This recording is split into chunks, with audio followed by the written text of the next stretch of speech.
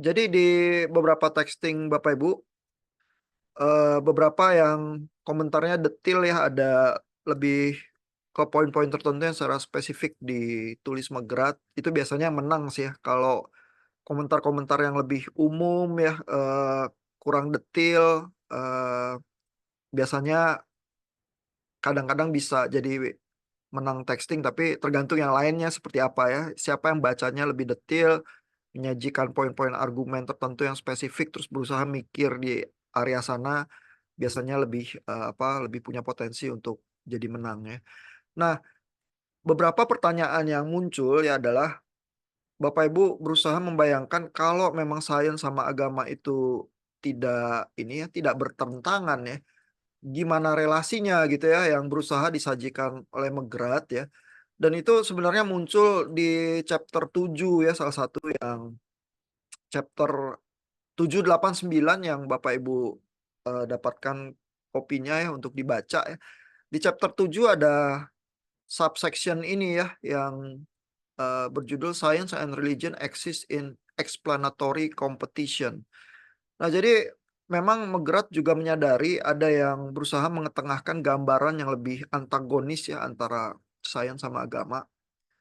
Tapi Megrat men-challenge ya view yang semacam itu. Dia bilang view yang semacam itu tuh terlalu abad ke-19 lah gitu ya, dengan kata lain udah kuno lah itu gitu ya.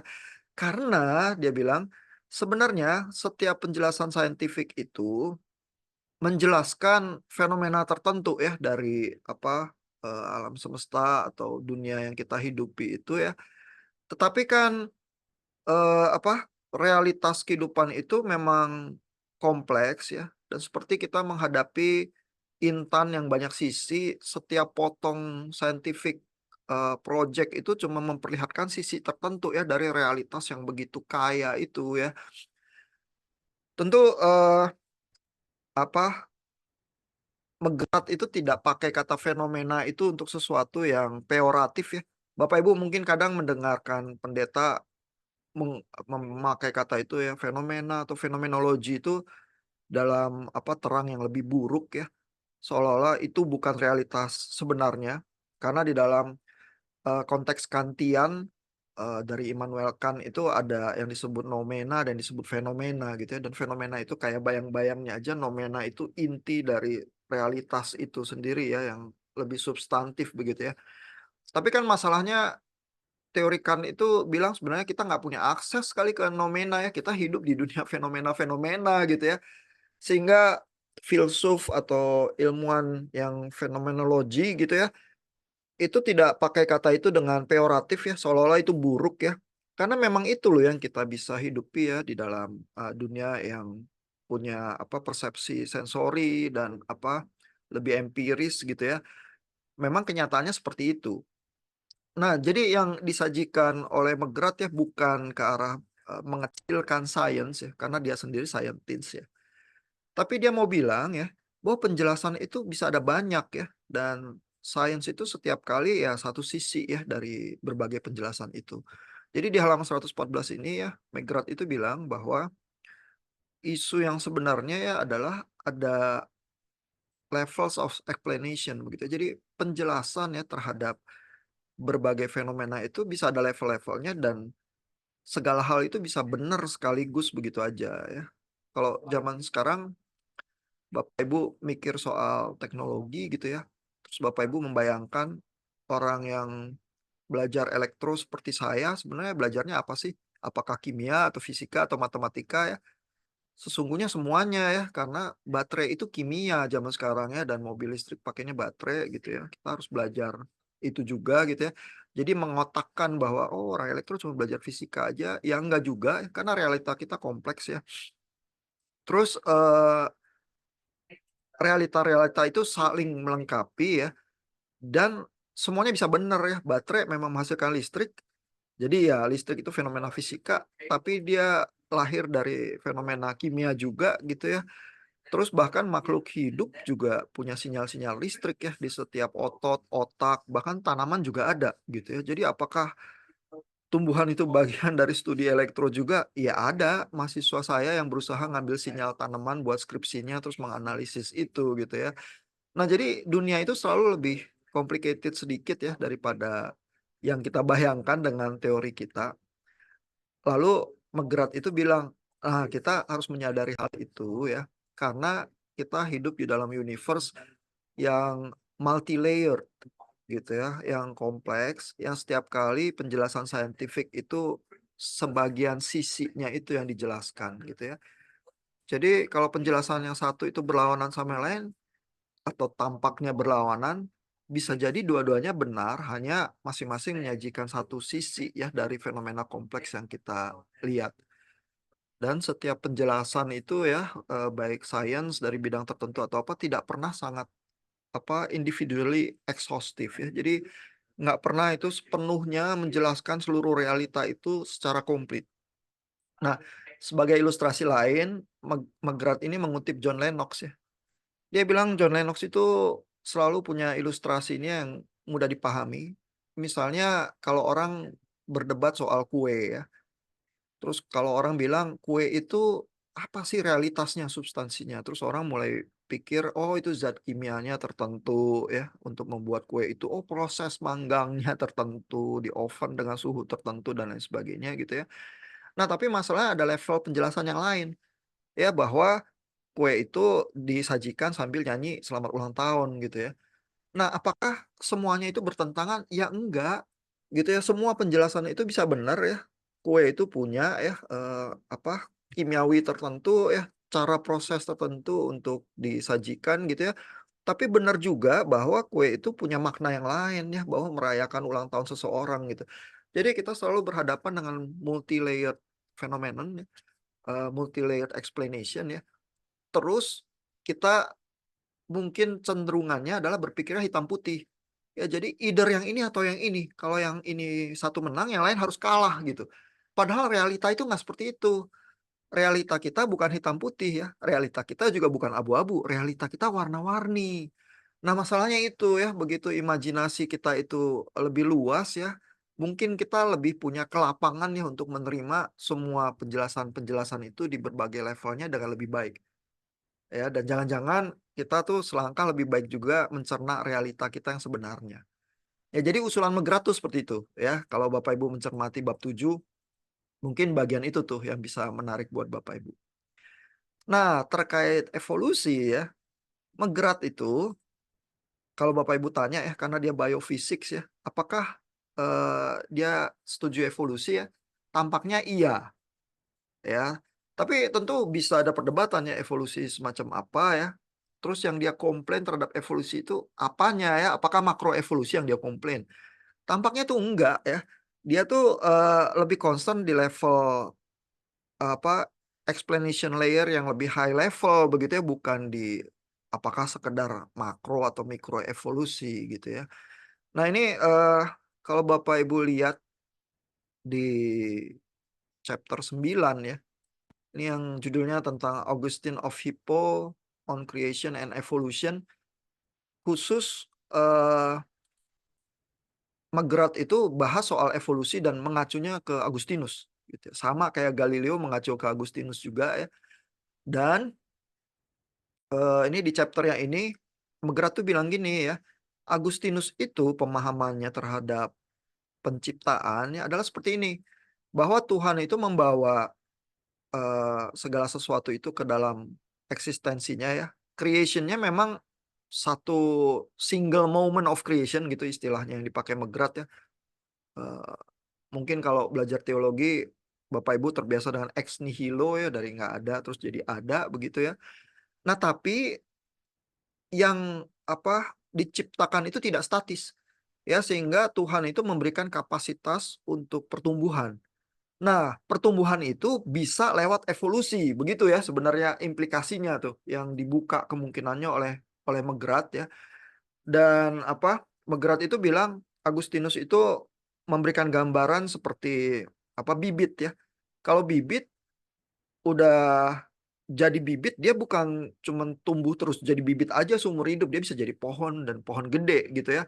Nah, ciptaan yang diciptakan Tuhan juga gitu, punya kapasitas untuk growing. prosesnya bisa saja lewat lewat evolusi, begitu ya. Nah, tapi, McGrath ada komplain sedikit ya, komplainnya interesting juga ya, karena kita jadi bisa melihat ya, seorang McGrath walaupun membuka pintu buat evolusi, dia komplainnya di area mana ya, jadi dia bilang bahwa Agustinus itu, has no time for any notion of random or arbitrary changes within creation. Jadi, biasanya evolusionis yang seperti Richard Dawkins itu ya, akan nge-push ide bahwa, evolusi itu random ya.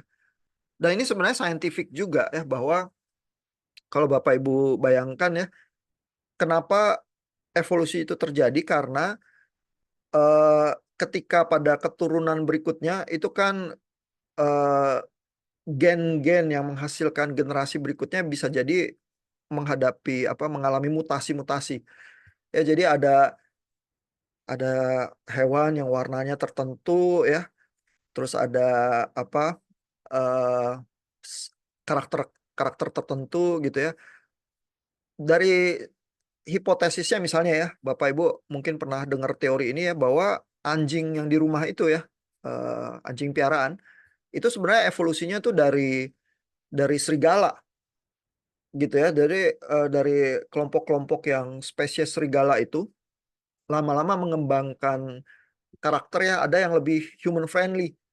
Ya, lebih lebih bersahabat dengan manusia, dan yang lebih bersahabat dengan manusia itu lebih bisa bertahan ya, terutama kalau situasi sulit, musim dingin, kekurangan makanan. Kalau dia berteman sama manusia, dia bisa saling menguntungkan, manusia menolong ya, serigala itu ya, yang lebih friendly itu ya. Terus lama-lama yang punya trait yang semacam itu, sifat yang semacam itu, dia lebih survive gitu ya, karena lebih banyak yang hidup, yang lain kalau kelibas situasi alam yang lebih sulit itu, lebih banyak yang tidak tumbuh lagi, berkembang ya, banyak yang meninggal. Terus, tidak beranak cucu ya, sifatnya tidak diwarisi di generasi yang berikutnya. Ya, jadi itu kan teori Darwin itu mekanismenya basic-nya gitu ya, adaptasi terhadap lingkungan hidup, yang lebih bisa beradaptasi, lebih survive, terus sifat-sifatnya itu diwarisi di keturunan berikutnya lebih banyak. Sehingga lama-lama bisa ada pergeseran gitu ya, sehingga serigala itu yang tadinya, binatang buas, lama-lama bisa muncul kelompok-kelompok yang kayak anjing yang di rumah itu. Bahkan seperti German Shepherd atau Herder itu badannya gede tapi sangat bersahabat ya terhadap manusia, bisa jadi anjing gembala dan lain sebagainya gitu ya. Nah, jadi teori evolusinya, bisa seperti itu ya, secara adaptif, bertumbuh, berubah jadi satu spesies yang baru. Buat yang para peneliti, binatang ya misalnya, mereka bisa mengamati perbedaan ya, bahwa anjing yang di rumah itu sama serigala memang spesies yang berbeda sekarang setelah melewati evolusi itu ya, karena anak serigala kalau disuruh dikasih mainan, makanan, berusaha diajar ya, kayak kebiasaan-kebiasaan manusia, itu lebih sulit nangkepnya dibanding misalnya anak anjing yang memang berasal dari anjing-anjing yang pinter itu ya, yang udah generasi lanjut yang sekarang memang jadi anjing gembala atau apa gitu. Ya jadi, walaupun badannya masih sama, tapi sifat-sifatnya mungkin ada perbedaan-perbedaan ya yang cukup signifikan, yang menghasilkan survival ini ya, adaptation buat spesies-spesies tertentu. Nah, McGrath tuh bilang, yang semacam itu nggak random ya, tapi sebenarnya proses mutasi sama seleksi alamnya, kalau Bapak Ibu bayangkan prosesnya ya, itu memang ada semacam randomness tertentu ya, karena alam kan Eee, gimana ya, bisa unpredictable, musim, apa, dan seterusnya ya. Terus gen itu kalau mereka pada saat punya anak ya, spesies tertentu, dia saling terkait, gen gen anaknya itu ada sebagian dari, ayahnya, ada sebagian dari ibunya, terus kan bercampurnya seperti apa ya, ada randomness tertentu yang terkait di situ. Ya, sehingga kalau yang ateis kayak Dawkins ya akan nge-push ide randomness itu dan bilang bahwa, ya udah, mekanisme alam ini random sehingga kita nggak perlu Tuhan. Nah, sehingga di sini McGrath itu berusaha menghindari ya, tapi basically dia membuka pintu ya untuk paham evolusi, Cuma evolusi itu sendiri pun kalau terjadi masih di dalam, pemeliharaan Tuhan ya, masih, eee, di dalam sovereign providence-nya Allah ya, itu yang apa, dicoba diketengahkan oleh Megrat begitu ya. Nah, tapi apakah Megrat itu secara garis besar setuju sama evolusi? Tampaknya iya, ya. Cuman evolusi yang semacam apa dia, bisa perdebatkan ya. Dan di sisi randomness itu ya, itu juga bukan hal yang sederhana, di situ bisa ada perdebatan ya, karena ini saya tunjukkan ya satu, apa, dari Wikipedia ya tentang chaos theory. Chaos theory ini satu area yang khusus ya, di mana sesuatu yang kayaknya chaos, unpredictable, dan apa, seemingly random gitu ya, ternyata bisa deterministik karena kita bisa tulis rumus matematikanya. Ya, yang menemukan ini namanya Lorentz ya, dan si Lorentz ini tadinya di MIT ya, dia peneliti cuaca. Terus dia punya rumus-rumus matematika untuk memodelkan cuaca ya. Tapi satu kali komputernya Lorentz itu rusak, terus dia masukin lagi angka terakhir yang dicatat di sistemnya ke dalam persamaan diferensialnya, tahu-tahu cuacanya berubah. Terus lama-lama berubahnya drastis. Sehingga cuaca itu sebenarnya chaotic phenomenon, unpredictable, tapi bisa ditulis rumusnya. Ya, jadi ini, apa, kupu-kupunya Lorentz ini sebenarnya trajektori dari persamaan diferensialnya dia yang kelihatannya random, tapi ada pola, tapi setelah trajektori beberapa hari bisa sama sekali berbeda ya dari apa, cuaca-cuaca hari-hari sebelumnya.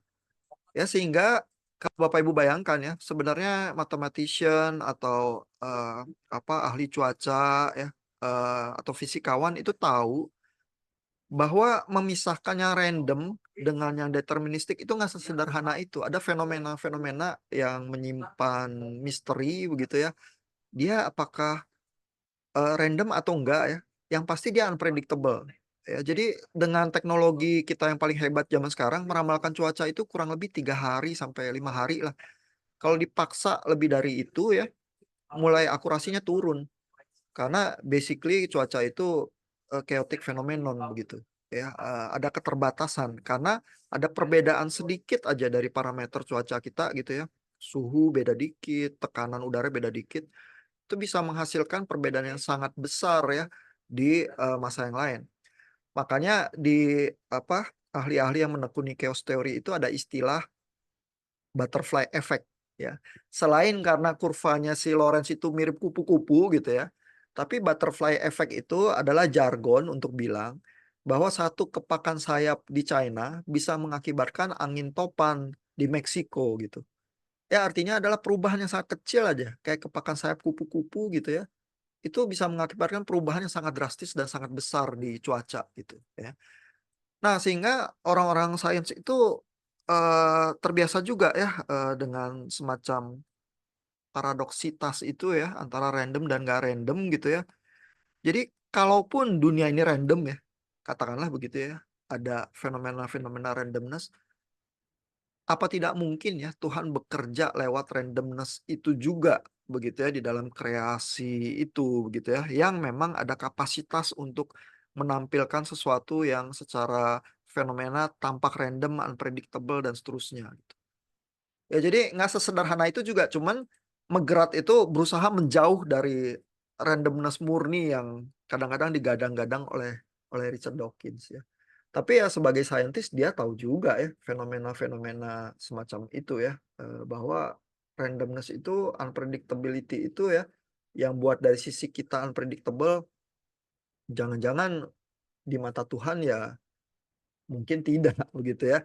Jadi, sebenarnya baik random atau nggak random dengan kata lain, tidak menutup kemungkinan apa-apa juga ya, bahwa walaupun di sini McGrath tuh jelas-jelas menolak ya yang random, tapi apa iya Tuhan nggak bisa bekerja lewat sesuatu yang random itu? Apakah random artinya, di luar kendali Tuhan begitu ya? Jadi di sini juga tetap bisa ada perdebatan ya. Tapi Bapak Ibu paling dikit melihat ya, seorang ilmuwan seperti Alasdair McGrath itu mengambil framework teologi ya yang membuka pintu dan kemungkinan untuk bisa diskusi soal evolusi. Dan dia mengacu ke Church Fathers ya, ke Agustinus ya, sehingga mirip dengan Galileo ya, kasus dilemanya ya. Mungkin di zaman Galileo orang pikir ya bahwa kalau Galileo benar, maka kekristenan itu jatuh. Makanya musuh-musuhnya ngotot ya, merasa kekristenan itu diserang dengan paham heliosentris. Tapi masalahnya yang terjadi adalah mungkin kekristenan itu kawin terlalu dekat dengan paham geosentris. Ya merasa bahwa itulah realitas satu-satunya yang benar. Padahal itu sebenarnya tafsir tertentu juga dari ayat-ayat Alkitab ya. Cuman sejauh itu cocok dengan filsafat Aristotle yang waktu itu memang mendominasi, dianggapnya itu benar. Ya. Nah sehingga di dalam kompleksitas fenomena yang semacam itu, eh, apa yang dilakukan oleh Megrat ini mungkin menguntungkan ya, karena membuka ruang diskusi sih. Jangan terlalu cepat ya menyamakan bahwa yang sah kekristenan itu hanya satu bentuk sains tertentu. Ya, yang lain itu bisa juga masuk ke dalam situ ya. Ya kita perdebatkan secara saintifik. Ya, jangan berusaha dianulir begitu saja karena alasan-alasan keagamaan, karena alasan keagamaan itu muncul juga dari tafsir tertentu ya terhadap Alkitab gitu. Ya, nah itu mungkin paling tidak Bapak Ibu punya contoh ya, seorang Megrat melakukannya seperti apa ya. Ada pertanyaan dulu nggak Bapak Ibu sampai sejauh ini? Apakah menjawab ya beberapa pertanyaan-pertanyaan yang mungkin berseliweran di benak Bapak Ibu?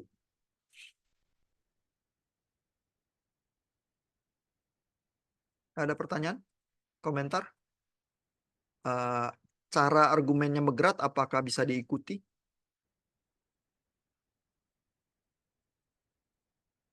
Apakah memuaskan? Iya Pak, bisa Pak. Saya lebih ngerti yang ini, yang kemarin-kemarin malam nggak ngerti. Oh, oke oke. Iya iya iya. Ya mudah-mudahan ada sedikit kemajuan ya. Di grup WA kita saya pasang buku Megrat juga itu yang naratif apologetics ya. Bukunya nggak saya pilih untuk kita baca sih. Tapi kalau Bapak Ibu tertarik mungkin kalau senang sama Megrat bisa dicari ya gimana caranya berapologetika. Jadi tampaknya Megrat itu berpikir bahwa apologetika itu bukan semacam doktrin lawan doktrin atau apa ya, tapi ada narasi di situ ya. Bagaimana kita mencerna seluruh realitas itu, narasinya seperti apa, ada yang menolong, ada yang kurang menolong, terus apologet itu berusaha ya menyajikan narasi yang bisa menolong kita menghadapi tantangan-tantangan zaman ya. Bisa coba dicari sih bukunya ya.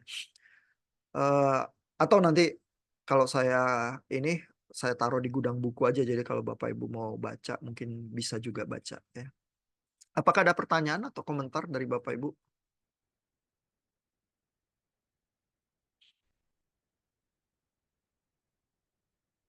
Nah, Bu Pepi udah nyala Bu lampunya Bu? Belum ya? Sudah, Oh, udah jadi nyala. pakai genset ternyata Pak. Oh, pakai genset. Oke, oke. Tapi at least ada secercah energi ya. Oke, oke. Pakai genset bisa debat juga dong berarti ya. Udah tahu sih Pak. Kan udah persiapannya, jadi mungkin ada baiknya juga kita debat kalau memang memungkinkan ya. Nah, tapi saya tunjukin satu bagian dulu juga ya dari Megrat Tanggung ini. Ada diskusi yang cukup interesting ya. Mungkin Bapak Ibu bertanya persoalan, jadi Darwin tuh pandangannya apa ya? Apakah Darwin jadi ateis misalnya ya? Itu mungkin secara historical juga pertanyaannya menarik ya. Terus di chapter 8 yang saya berikan ke Bapak Ibu ya, itu Alistair McGrath me- mensarikan ya semacam penelitian dia yang dia berusaha menelaah secara historical pahamnya Darwin dan tulisan-tulisannya Darwin begitu ya. Nah, jadi misalnya di paragraf ini ya, halaman 133 ya. Ini chapter 8 ya. Ada poin yang McGrath itu lihat ya, eh memang salah satu kesimpulannya McGrath adalah Darwin memang bergeser ya pandangan keagamaannya ya. Eh, jadi kalau dibilang Kristen yang ortodoks, mungkin dia udah bergeser dari itu, kata McGrath ya. Tetapi, yet we do not find anything remotely resembling the aggressive and ridiculing form of atheism. Ya.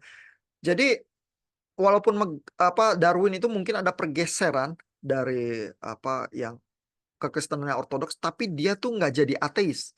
Dan bukan ateis yang agresif, yang menganggap bodoh semua orang beragama, mirip kayak Dawkins gitu. Itu enggak ya, karena Darwin itu tetap masih mengambil istilah-istilah dari Paley misalnya ya, filsuf yang lebih argue untuk eh, eksistensi Tuhan dari sudut keagamaan dan sebagainya begitu ya. Jadi sebenarnya Darwin nggak bisa dengan dibilang begitu aja dicap sebagai ateis begitu ya. Dan banyak yang memuji katanya bukunya Darwin ini The Origin of Species ya. Walaupun memang ada tendensi political sosial tertentu ya, karena sebenarnya Darwin itu kalau Bapak Ibu baca juga chapternya McGrath ini ya, mendapatkan semacam inspirasi ya tentang kenapa spesies binatang itu bisa beradaptasi itu dari hukum ekonomi itu sebenarnya. Ada ekonom lain yang muncul ya, bilang bahwa ini pertumbuhan penduduk ya sama pertumbuhan resources itu nggak berimbang ya. Yang satu deret ukur, yang satu deret hitung ya. Sehingga mau nggak mau untuk bertahan hidup harus ada adaptasi. Nah, terinspirasi dari teori ekonomi itu, Darwin itu berpikir bahwa di alam ini juga terjadi adaptasi yang semacam itu. Terus dia amati ya di binatang-binatang yang di Kepulauan Galapagos itu ya. Jadi sebenarnya pikirannya itu sangat terinspirasi oleh teori sosial politik yang ada di saat itu begitu ya. Tapi secara religius sebenarnya tulisan The Origin of Species ini netral ya. Dengan kata lain tidak membuat judgement tertentu yang positif atau negatif terhadap agama. Begitu ya. Sehingga mencap Darwin itu sebagai tokoh jahatnya yang ateis seperti banyak orang mungkin zaman sekarang ya, terutama yang dari sisi Kristen, sebenarnya kadang nggak bisa dibuktikan. Tapi bahwa Darwin itu mungkin bergeser dari semacam kekristenan masa kecilnya yang dia warisi itu mungkin iya ya. Tapi Bapak Ibu bisa bayangin lah hostility ya atau semacam permusuhan yang keras yang mungkin dihadapi Darwin juga sama seperti Galileo di zamannya ya. Karena seolah-olah teori-teori sains yang baru itu memang dianggap mengancam sekali ya oleh kalangan-kalangan yang lebih konservatif ya, sehingga pasti mereka menghadapi tekanan-tekanan tertentu ya. Sehingga mungkin Darwin kalaupun ada perubahan dia bicaranya lebih penuh reservasi ya, lebih hati-hati, lebih nggak pushing ke arah tertentu. Makanya McGrath tuh penilaiannya, oh ini sebenarnya religiously neutral begitu ya bukunya Darwin itu begitu. Nah cuman kalau didesak ya Darwin tetap mungkin masih beragama ya. Dan kalau didesak Darwin mungkin sama seperti Galileo ya akan bilang bahwa antara agama sama sains ini harusnya reconcile begitu ya. Cuman gimana reconcile-nya ya PR ya buat kita semua ya, karena sains bergerak, interpretasi Alkitab bergerak juga. Ya, jadi jangan cepat-cepat mengkondem orang lain yang mungkin pahamnya mungkin ada perbedaan. Ya. Jadi McGrath itu interestingnya di chapternya itu bikin semacam studi juga tentang Darwin ya. Buat Bapak Ibu yang pingin mendalami lebih lanjut bisa lihat opininya McGrath, terus bisa coba cek betulan ya ketulisan-tulisan Darwin apa benar ya judgementnya McGrath terhadap Darwin itu ya. Siapa tahu McGrath juga salah ya, tapi akan interesting ya kalau Bapak Ibu tertarik diskusi pergulatan sains sama agama untuk merefer ke teks-teks asli yang memang udah klasik itu ya. Terus lihat lagi ya apakah sebenarnya pandangan-pandangan kontemporer kita terutama yang sekilas-sekilas itu benar atau sebenarnya agak meleset gitu ya. Itu bisa jadi skripsi atau tesis yang cukup berkontribusi sih kalau dilakukannya pelan-pelan, hati-hati gitu ya. Terus menyeluruh gitu. Nah, mungkin sampai sini material kita. Bapak Ibu ada pertanyaan atau komentar sebelum kita lanjut ke perdebatan? Aman ya. Megrat cukup ini ya, cukup adem ya untuk diterima banyak orang ya. Kalau Dawkins memang nyelkit, memang agak menyulitkan ya. Tapi Dawkins itu biologis dan saintis yang baik juga. Jadi di arah itu kita harus kasih dia kredit juga ya. Megrat mengkritisi keras bukunya Dawkins yang soal eh, God delusion ya. Tapi ya kalau kita mau fair, Megrat memang bukan Dawkins ya memang bukan filsuf lah. Megrat itu lebih filsuf daripada Dawkins karena Megrat itu theologian juga gitu ya.